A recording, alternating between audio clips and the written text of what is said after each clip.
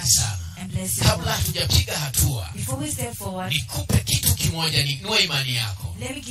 Haijalishi umekaa namna gani katika mateso makubwa, usikate tamaa. Don't give up. Kuna mtu mmoja katika nchi ya mashariki ya Asia, kule mashariki ya kati, kule bara la Asia, unaitwa Chinese bamboo.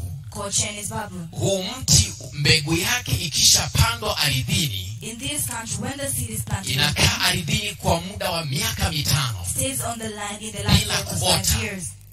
Inakaa ardhini kwa muda wa miaka 5 bila kuota.